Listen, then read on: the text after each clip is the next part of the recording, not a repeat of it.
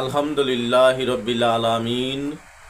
আসসালাতু ওয়াসসালামু আলাইকা আলা সাইয়্যিদিল মুরসালিন ওয়া আলিহি ওয়া সাহবিহি আজমাইন। সমস্ত প্রশংসা একমাত্র মহান আল্লাহ তাআলার জন্যে এবং লাখো কোটি বরং তার চেয়ে বেশি দুরূদ ও সালাম শ্রেষ্ঠ নবী, প্রিয় নবী, নবীদের নবী, উম্মতের কান্ডারি, সাফায়াতকারী, সরকারে দো আলম, নূরে মুজাসসাম, রসুলে মাকবুল সাল্লাল্লাহু আলাইহি ওয়াসাল্লামের উপর। সম্মানিত দ্বীনী ভাই বোনেরা, সম্মানিত ভিউয়ার্স, আশা করি মহান আল্লাহ তাআলার অশেষ রহমতে ভালো আছেন। তাই আসুন শুকরিয়াতান বলি আলহামদুলিল্লাহ। আমরা ধারাবাহিকভাবে দেখতেছিলাম শয়তানের মোকাবেলা ও আল্লাহ প্রাপ্তির উপায়। এই পর্বটি যত লোক দেখেছে আমার মতে বেশিরভাগ লোকেই উপকৃত হয়েছে। তাই আপনাদের ভালোবাসা পেয়ে আরেকটি পর্ব নিয়ে আজকে 2-4টি কথা বলবো ইনশাআল্লাহ। দোয়া চাই আল্লাহ তাআলা যেন আমাকে বলার এবং সকল মুসলমানকে আমল করার তৌফিক দান করেন, আমিন। সম্মানিত দ্বীনী ভাই বোনেরা, সম্মানিত ভিউয়ার্স, আমরা যারা মুসলমান দাবি করি অবশ্যই আমরা ঈমানদার।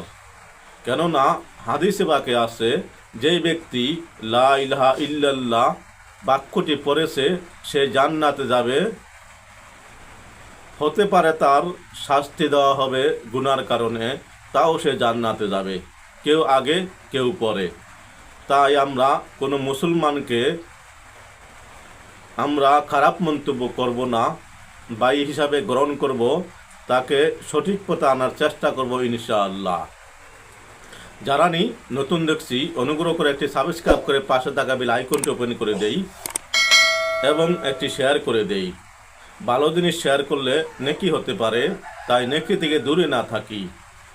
লাইক করলে আমাদের ভিডিও করার উৎসাহ বাড়ে। তাই সকলের কাছে আবেদন, লাইক ফলো শেয়ার করে পাশে থাকবেন। দুরূদ শরীফের অগণিত ফজিলত রয়েছে। হাদিসে পাকে আছে, কেউ যদি দৈনিক 50 বার দুরূদ শরীফ পাঠ করেন, হাসরের ময়দানে রসুলে পাক সাল্লাল্লাহু আলাইহি সাল্লাম তার সাথে মুসাফা করবেন। ওই ব্যক্তি কত না ভাগ্যবতী হতে পারে যার সাথে রসুলে পাক সাল্লাল্লাহু আলাইহি সাল্লাম মুসাফা করবেন, যার শাফায়াত ছাড়া কোনো লোক জান্নাতে যেতে পারবে না। তাই আসুন আমরা নিয়মিত দুরূদ শরীফ পাঠ করি, দুনিয়া আখিরাতে কামিয়াব হই। বিসমিল্লাহির রহমানির রহিম। শরীয়তের বাহিক কিতাবাদি অধ্যয়ন করে অনেক সময় সঠিক সমাধানে আসা যায় না। কেননা শরীয়তে বিভিন্ন বিষয়ে রয়েছে ইখতিলাফ। এক্ষেত্রে অনেক মুসলিম মনীষী, দার্শনিক, উচ্চ ক্ষমতা সম্পন্ন বেলায়াতধারী আরিফগণ ইলমুল কালব বা ইলমুল মুকাশশাফার মাধ্যমে কোনোটির সঠিক পথ বা সিদ্ধান্ত তা জেনে নিয়েছেন। অত্র কিতাবে এ সম্পর্কে পূর্বে আমরা জেনেছি এবং জানানো হয়েছে। ইলমুল কালব বা ইলমুল মুকাশাফা না থাকার কারণে কোনো কোনো আকাবির এবং মুসলিম পণ্ডিত হিসেবে খ্যাত উলামায়ে কিরাম ও পীর কোনোটি সহিহ আকিদা ও কোনোটি ভুল আকিদা তার নির্ণয় করতে না পারলেও তারা নিজেদেরকে সঠিক আকিদা সম্পন্ন মনে করে নিজস্ব আকিদা প্রসারের জন্যে কিতাব রচনা করেছেন। তাদের কিতাব পাঠ করে অসংখ্য লোকের আকিদা নষ্ট হয়েছে এবং অনেকেই নিজেদেরকে সঠিক আকিদা বিশ্বাসী ভাবছেন এবং মানুষের নিকট নিজের আকিদা প্রচার করছেন। সহজ সরল মুসলমানদেরকে মুরিদ করেছেন। সুন্নতি লিবাস পোশাক ধারণ করে মৌখিক কিছু জিকির আজকার ও তাজবি তাহলিল, চোখের হেফাজত, মুখের হেফাজত ইত্যাদিকেই মারেফাত বলে সরলমনা মুসলমানদের মাঝে প্রচার করেছেন। তবে তিক্ত হলেও সত্য যে ভুল আকিদায় বিশ্বাসীরা কখনো ইলমে মারেফাত লাভ করতে সক্ষম হবেন না এবং অপরকেও মারেফাত প্রদানে অপারগ হবেন, কেননা তাদের অন্তরে রয়েছে বদ আকিদার বিষাক্ত কিয়া ও শয়তানি কুমন্ত্রণা এবং অন্ধকারে নিমজ্জিত অপবিত্রতা, যার ফলে তাদের সকল কর্মকাণ্ডে রয়েছে অহংকার ও অহমিকা। সুতরাং সত্য পথের দিশা ও কল্যাণকর সকল নিয়ামত থেকে তারা হবেন বঞ্চিত।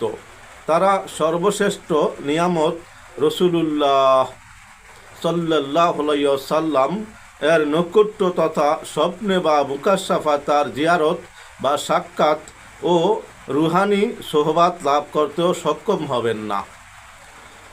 তরিকার ইতিহাস ও হক্কানি পীর মাশায়েখগণের লেখা কিতাব পাঠ করলে আমরা দেখতে পাই যে অনেক মুসলিম মনীষী মুকাশাফার মাধ্যমে রসুলুল্লাহ সাল্লাল্লাহু আলাইহি ওয়াসাল্লাম এর জিয়ারত বা সাক্ষাৎ লাভ করেছেন এবং বিভিন্ন জটিল বিষয়ের সমাধান জেনেছেন।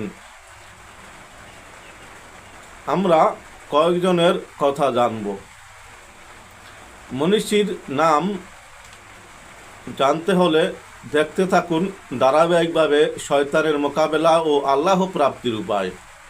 1 নম্বর শায়খ আবু সৌদ ইবনু আবিল আশায়ের রাদিয়াল্লাহু তাআলা আনহু। 2 নম্বর হযরত ইয়াকুব আল আরশি রাদিয়াল্লাহু তাআলা আনহু। 3 নম্বর হযরত আব্দুর রহিম আল কানাবি রাদিয়াল্লাহু তাআলা আনহু। 4 নম্বর হযরত আবু নাদিয়ান রাদিয়াল্লাহু তাআলা আনহু। 5 নম্বর হযরত আব্দুল কাদির জিলানী রাদিয়াল্লাহু তাআলা আনহু। 6 নম্বর সাজিলিয়া তরিকার ইমাম আবুল হাসান সাজিলি রাদিয়াল্লাহু তাআলা আনহু। 7 নম্বর তারি খলিফা আবুল আব্বাস আল মুরসি রাদিয়াল্লাহু তাআলা আনহু। 8 নম্বর শাইখুল ইসলাম ইবনু আরাবি রাদিয়াল্লাহু তাআলা আনহু। 9 নম্বর রাফাই তরিকার ইমাম সৈয়দ আহমদ কবির রাফাই রাদিয়াল্লাহু তাআলা আনহু। 10 নম্বর ইমাম জালালউদ্দিন সৌদি রাদিয়াল্লাহু তাআলা আনহু। সম্মানিত ভিউয়ার্স, আজকে আমরা এই পর্যন্তই আমল করব ইনশাআল্লাহ। আসুন নেক নিয়ত করি, যা কিছু জানলাম এর উপর আমল করব ইনশাআল্লাহ। হাদিসে পাকে আছে, কেউ যদি নেক নিয়ত করে আল্লাহর হুকুমে ফেরেশতাগণ তাৎক্ষণিক তাকে অর্ধেক সওয়াব লিখে দেন। তাহলে আমরা সকল ভালো কাজের পূর্বে নেক নিয়ত করব, দুনিয়া আখিরাতে কামিয়াব হব। আসসালামু আলাইকুম ওয়া রাহমাতুল্লাহি ওয়া বারাকাতুহু।